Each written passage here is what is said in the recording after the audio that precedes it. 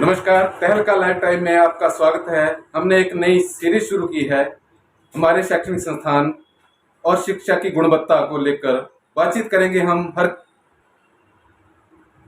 सरकारी और गैर सरकारी संस्था के अध्यापक और राजनीति पर भी, और बात करेंगे हम शिक्षा पर भी, और बात करेंगे जो हमें सुविधाएं प्रदेश सरकार और केंद्र सरकार द्वारा दी जाती है वो कितनी खरे उतरती हैं, क्योंकि एक गुरु जो होता है वो एक अच्छा मार्गदर्शक होता है।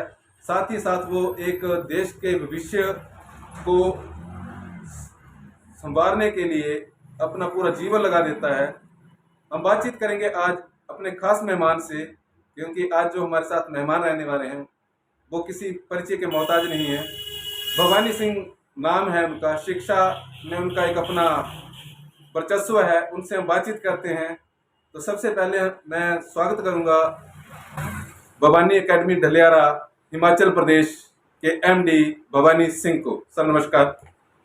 जी नमस्कार। सबसे पहले तो मैं तहलका लाइव टाइम्स का धन्यवाद करता हूं कि इन्होंने एक बहुत अच्छी मुहिम शुरू कर रखी है। हम जो प्रयास कर रहे हैं, जब तक वो आम जनमानस तक नहीं पहुंचेंगे तो हमारे प्रयासों का उतना अच्छा फल हमें नहीं मिलेगा। तो मैं सबसे पहले तो आपका शुक्रिया। मेरी समाज से यही रिक्वेस्ट है, यही प्रार्थना है कि वो समय की कदर करें। समय जो चल रहा है उसमें वो कॉम्पिटिटिव एग्ज़ाम की तैयारी करें, तभी भविष्य संभरेगा। उनका भी घर ऊंचा होगा, परिवार और हमारा राज्य भी ऊंचा होगा। भी तरक्की कर सकता है जब शिक्षा में आपका नाम होगा।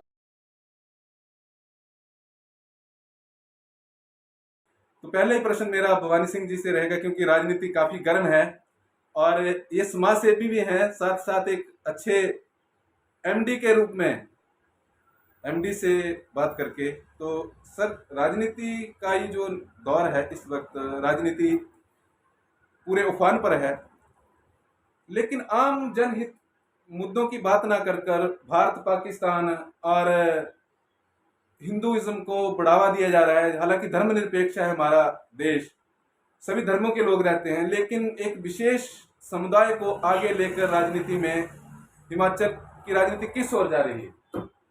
देखिए सर, जैसा कि हम सभी जानते हैं कि हमारा देश धर्मनिरपेक्ष है। ये किसी एक धर्म का, किसी एक पंथ का, किसी एक जाति का नहीं है। ये भारत के 142 करोड़ लोगों का देश है। अगर कोई व्यक्ति, कोई पार्टी विशेष किसी धर्म को आगे लेकर राजनीति करती है, ये उसका अपना एजेंडा हो सकता है, लेकिन एक समझदार वोटर को हमेशा इन मुद्दों से ऊपर उठकर ही राजनीति में भाग लेना चाहिए। यह जो लोकतंत्र है हमारा, इसका पर्व है ये, जो 5 वर्ष के बाद हमें मौका मिला है, तो हमें सोच समझकर अपने मत का इस्तेमाल करना चाहिए कि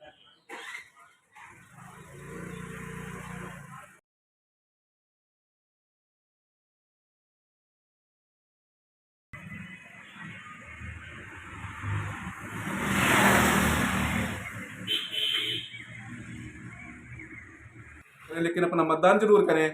तहलका लाइव टाइम भी आपसे यही अपील करता है कि जो भी नए युवा वोटर हैं, क्योंकि युवा ही देश के भविष्य की नींव रखते हैं, और जितना अच्छा आपका विपक्ष होगा उतना ही अच्छा लोकतंत्र होगा।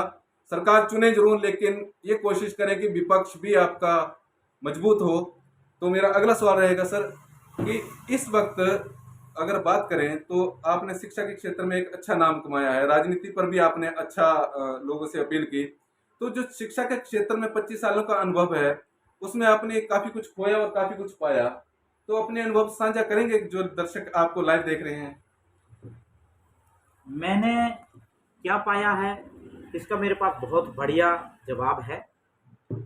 जब हम कॉलेज में पढ़ते थे तो फर्स्ट डे होता था तो टीचर आते थे, वो इंट्रोडक्शन चलती थी, तो वो कहते थे कि सभी बच्चे अपना अपना नाम बताएंगे। तो जब मेरी टर्न आती थी तो मैं बहुत डर जाता था कि मेरा नाम था भवानी सिंह, और जब मैं ये नाम लेता तो पूरी क्लास हंसती थी।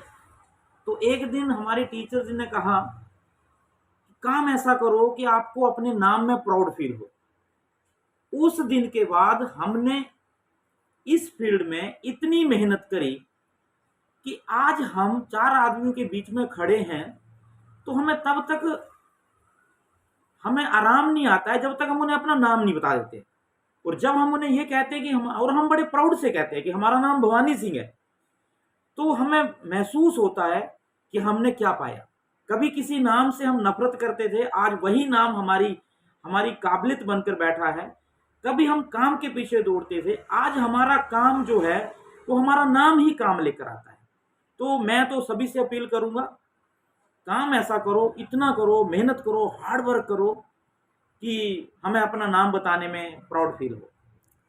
मेरा अगला प्रश्न रहेगा भवानी सिंह जी से, क्योंकि ये आज हम जिस विषय पर बात करें वो काफ़ी गंभीर मसला भी है, राजनीति से जुड़ा हुआ है ये, और शिक्षा भी साथ में, क्योंकि शिक्षित अगर हम होंगे तभी हम सही नेता का निर्माण कर सकते हैं, अच्छे भविष्य की नींव रख सकते हैं।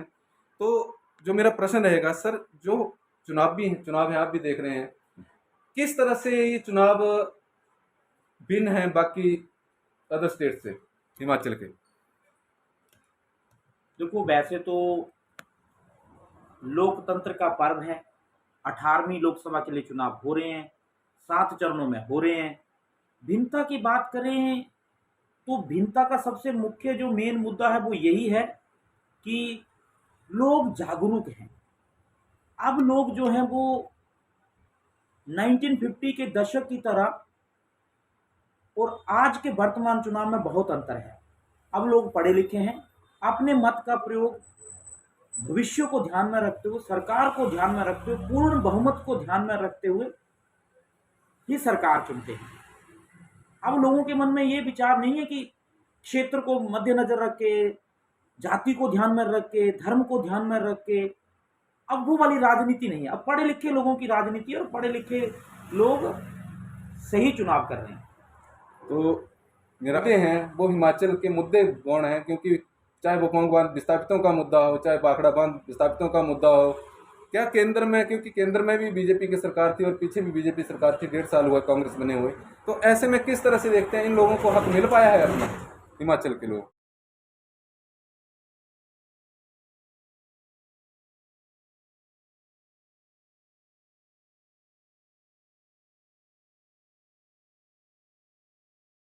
और जब तक दोनों ही सरकारें सहयोग नहीं करेंगी तो ये फिर ऐसे ही लटका रहेगा।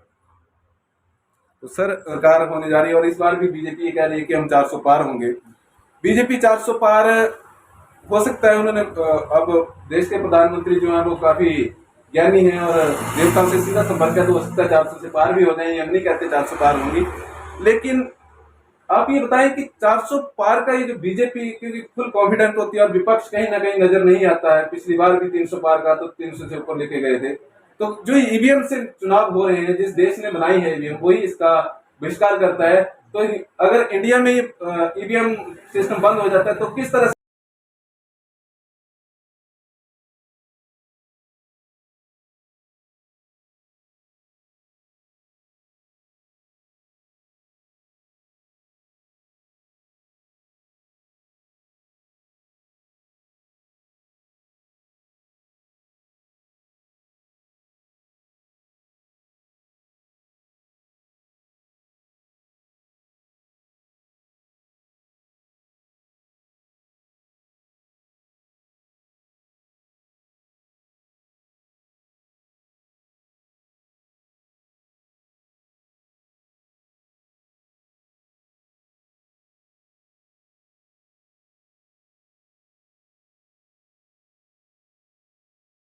हम ये कहें कि 400 रुपए का है और आज से 20 साल बाद भी 400 हो, ये तो पॉसिबल है ही नहीं और हो भी नहीं सकता। हर चीज में परिवर्तन होगा ही। तो ये हमारे साथ भवानी सिंह जी हैं, जो लोग देख रहे हैं उनको बता दें शिक्षा के क्षेत्र में इनका अपना नाम है। सबसे ज्यादा प्राउड तब होता है जब ये कहा जाता है कि देरा से हैं, क्योंकि हम भी देरा से ही हैं। आज जो विषय था वो गंभीर इसलिए था क्योंकि जो नेता हैं वो चुनावी मुद्दों पर बात करने की बजाय, चाहे वो लोकसभा के चुनाव नेता हों चाहे वो विधानसभा के, क्योंकि उपचुनाव भी हिमाचल प्रदेश में हो रहे हैं, और हिमाचल प्रदेश में जहाँ बात करें धर्मशाला और देरा, और तो ये कांगड़ा चंबा का एक अभिन्न अंग भी है, कांग्रेस ने प्रत्याशी जरूर उतारे हैं, लेकिन विजन, क्योंकि रेल, अब हम बात करेंगे रेल की, क्योंकि रेल के आने की बात की थी पिछले जब चुनाव हुए थे, तो रेल का मुद्दा जो कांगड़ा में रेल कहाँ तक विस्तार, क्योंकि ये काफी, इनसे हम बात करेंगे तो ये काफी हमसे ज्यादा ज्ञानी है, तो हम सीधा बात करेंगे रेल के मुद्दे पर। सर, रेल को लेकर केंद्रीय मंत्री ने ये कहा था कि ज्वालाजी तक रेल पहुंच जाएगी, हमीरपुर तक रेल पहुंच जाएगी। अब एक नया राजनीतिक स्टंट कह सकते हैं इसको, क्योंकि अब चुनाव हो चुके हैं सबको, तो अब एक इंजन दौड़ा दिया गया है कांगड़ा रेल की पटड़ी पर, अगर आपको ज्ञात हो। सर, क्या मानना है ये रेल का, थोड़ा बताएंगे?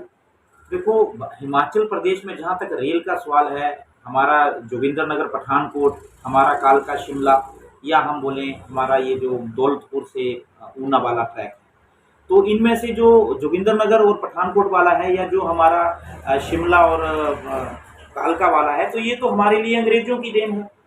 भारत सरकार ने तो सिर्फ ये जो हमारा ऊना से नंगल, ऊना और दौलतपुर वाला ट्रैक है, इसको डेवलप किया हुआ है, लेकिन हमने दोनों पक्ष देखने हैं। ये लंबा प्रोसीजर है, टाइम लगेगा, हमीरपुर में भी पहुंचेगी, ज्वालामुखी में भी पहुंचेगी अगर सरकार, और पहुंचनी भी चाहिए। ज्वालामुखी मंदिर तक श्रद्धालुओं के आने के लिए ट्रेन की व्यवस्था हो, बड़ी अच्छी बात है, लेकिन हम सरकार की उपलब्धियों को नकार भी नहीं सकते हैं। सरकार ने हिमाचल प्रदेश को वंदे भारत की जो सौगात दी है, सुबह व्यक्ति 6 बजे दिल्ली से चलता है और 11 बजे अंब अंदौरा ऊना में पहुंच जाता है और शाम को वापस दिल्ली पहुंच जाता है। ये ट्रेन से ही संभव हो पाया है और ये भारत सरकार की ही देन है। तो बड़ी जो चर्चा है वो ज़्यादा रोचक हो रही है। हमारे साथ ज़्यादा से ज़्यादा जुड़ते जाएं, क्योंकि आज हम जिनसे रूबरू हो रहे हैं वो भवानी एकेडमी ढलियारा के एक नींव रखने वाले निर्माता कह सकते हैं हम, क्योंकि ये पौधा इन्होंने खुद सींचा है और आज फल दे रहा है, और फल देखकर इन्हें खुशी होती है, और हमें भी ये प्राउड महसूस होता है कि हम देरा से हैं, देरा विधानसभा से हैं। और सर, एक बात ये रहेगी, क्योंकि अभी आजाद विधायकों ने रिजाइन दिया, जिनकी वजह से पूरी सरकार स्थिर हो गई, और आपको नहीं लगता है कि ये कहीं ना कहीं सिर्फ अपने राजनीतिक हितों को देखने तक राजनीति रह गई है? क्योंकि आप एक अच्छा टॉपिक पढ़ा रहे थे अभी राजनीति का, क्या कहेंगे इस पे? मैं इसके बारे में तो मेरा कोई कमेंट नहीं है, लेकिन मैं ये ही कहूँगा उनकी क्या मजबूरी रही होगी, इसके बारे में वो अच्छे से जानेंगे, जनता के बीच में आएंगे, जनता को बताएंगे उनकी क्या मजबूरी रही है। जनता उनसे अवश्य पूछेगी कि ऐसे क्या मजबूरी रही है कि उनको इस्तीफा देना पड़ा। पर मैं तो यही कहूँगा कि अगर उन्होंने इस्तीफा दिया है तो भगवान करे कि वो देरा के भविष्य के लिए ही दिया। सर, क्योंकि आप देरा से हैं, देरा विधानसभा में आपका एक अपना नाम है, मेरा मतलब चुनाव से नहीं है, चुनाव हो जाएंगे। जो मैं एक प्रश्न, क्योंकि सीधी बात अगर आप करेंगे तो ज़्यादा, क्योंकि जनता आपको देख रही है, जो सीधी बात मैं ये कह रहा हूँ, क्योंकि राजनीति जो आपको लगता था कि रिजाइन देने की जरूरत थी एज ए सिटीजन, भारतीय नागरिक होने के नाते मैं तो ये चाहूँगा कि भारत के चुनाव हो रहे हैं तो जो भी पार्टी बने पूर्ण बहुमत से बने, 272 से ज़्यादा सीटें जीत कर आए। मैं हिमाचल के लिए भी यही कहूँगा, कुल 68 सीट में से जो भी सरकार जनता ने बनाई है, मोर देन 35 सीट चाहिए।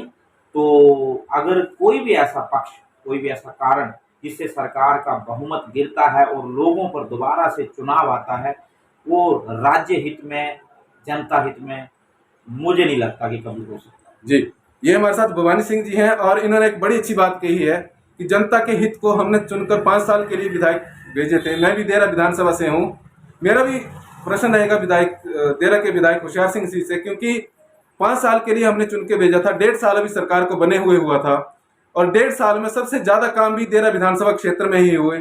उन्होंने भी रिजाइन दिया, हालांकि यहाँ पे अभी हाई कोर्ट में ये मामला चल रहा है। इसी की वजह से पूरी हिमाचल की राजनीति में खलबली मची हुई है, और इस पर बातचीत कर रहे हैं हमारे साथ भवानी सिंह जी। इन्होंने बड़ी अच्छी बात कही कि जो अगर जनता के हित द्वारा आर्थिक बोझ डाला जाए तो वो चुनाव हित का नहीं है। और ये प्रश्न हमारा भी है कि ऐसी क्या मजबूरी थी देरा के विधायक होशियार सिंह को कि उन्हें रिजाइन देना पड़ा, और रिजाइन देना पड़ा, हालांकि एक्सेप्ट नहीं हुआ है। क्योंकि अब क्या होता है ये तो आने वाला वक्त ही बताएगा, क्योंकि देरा भी इस वक्त सुर्खी में इसीलिए है। हिमाचल में 6 उपचुनाव और 4 लोकसभा सीट के लिए चुनाव हो रहे हैं।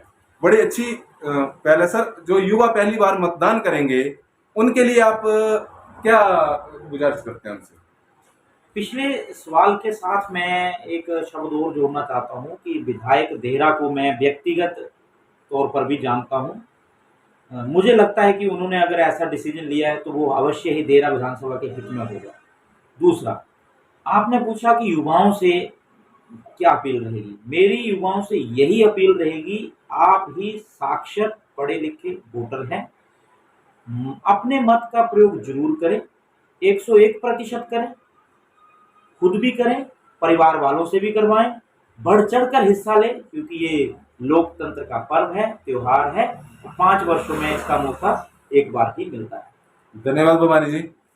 ये आज हमारे साथ भवानी सिंह जी से हम बातचीत करने का, क्योंकि हमारा जो शिक्षा और राजनीति ये तो हमने बात खुलकर की, लेकिन अभी स्वास्थ्य हमारा बचता है, कहीं ना कहीं स्वास्थ्य पे भी बात करेंगे। और जो इन्होंने अपील की है, जो लाइव दर्शक देख रहे हैं, उनसे ये अपील जरूर है कि वो मतदान का प्रयोग जरूर करें, क्योंकि आप ही एक अच्छे नेता का निर्माण करते हैं। अब चोर चुन के विधानसभा भेजेंगे, एक साथ चुन के विधानसभा भेजेंगे जो आपके हकों की पैरवी करेगा, या ऐसा व्यक्ति ऐसा होना चाहिए जो आपके अच्छे बुरे की बात करे, आप लोकहित की बात करे। तो अब हमारा अगला प्रश्न ये रहेगा कि सर, स्वास्थ्य की बात करें तो देहरा, जब अगर आपने बात की देहरा की, तो देहरा से ही हम अपने घर से ही शुरू करते हैं। सर, देहरा में इस वक्त क्या किस स्थिति से देखते हैं, क्योंकि अभी वोटर साइलेंट है, चुनाव की घोषणा नहीं हुई है, तो रिजाइन भी एक्सेप्ट नहीं हुआ है, वो भी एक बड़ा विषय है। लेकिन ये तो तय है, अगर गाज गिरना भी तय है, देहरा के विधायक सहित जो 3 विधायक निर्दलीय विधायक हैं जिन्होंने रिजाइन दिया है, उन पे भी गाज गिरना तय है, क्योंकि स्पेशल पावर्स हैं इसके लिए अध्यक्ष के पास, विधानसभा स्पीकर के पास। 6 साल के लिए बर्खास्त भी इनको किया जा सकता है, क्योंकि इन्होंने सरकार को गिराने की कोशिश की है, क्योंकि जनता, हिमाचल की जनता ने इन्हें 5 साल के लिए चुनकर भेजा था, और जब इन्होंने सरकार गिराने की कोशिश की है तो जनता, वोटर भी जागरूक हो चुका है। अब क्या इसका खामियाजा, जब उपचुनाव होते हैं इनका रिजाइन एक्सेप्ट होता है, ये तो बात की बात है, लेकिन बात यह है कि अगर इन मुद्दों पर बात हो रही है तो मुद्दों से भटकना नहीं चाहिए। हमारी बात है स्वास्थ्य पे। सर, स्वास्थ्य को लेकर किस तरह से देखते हैं, कितनी तरक्की कर पाया है देहरा? स्वास्थ्य की बात करें तो राज्य सरकार की और केंद्र सरकार की बहुत सारी योजनाएं हैं। राज्य का नीति निर्देशक तत्व है लोगों के स्वास्थ्य की देखभाल करना, मादक पदार्थों, नशीले पदार्थों पर रोक लगाना, और सरकार इसे बखूबी कर रही है।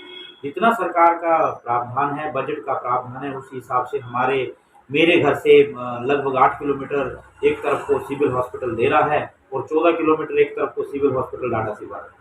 तो मैं तो कहूँगा कि सरकार के जो प्रयास हैं वो सराहनीय है, चाहे वो ये सरकार हो, चाहे वो पुरानी सरकार हो।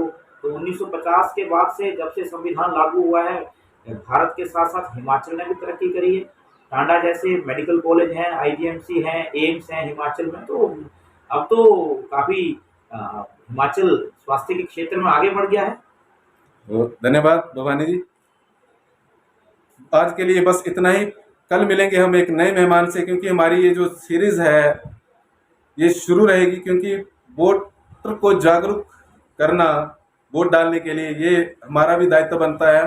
तो इस तरह की अपडेट के लिए बने रहें तहलका लाइफ टाइम के साथ, देखते रहें तहलका लाइफ टाइम। अभी भवानी अकेडमी ढलियारा के MD भवानी सिंह कुछ कहना चाहते हैं।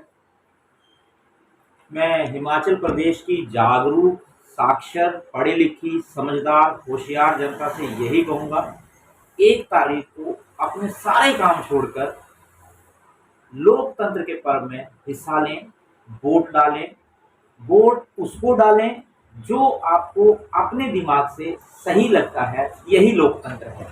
और अपने दोस्तों को भी बोलें, अपने घर वालों को भी बोलें, भारत में एक अच्छा रिकॉर्ड बनाएं और ज़्यादा से ज़्यादा लोग वोट डालें तो अच्छा लगेगा। धन्यवाद।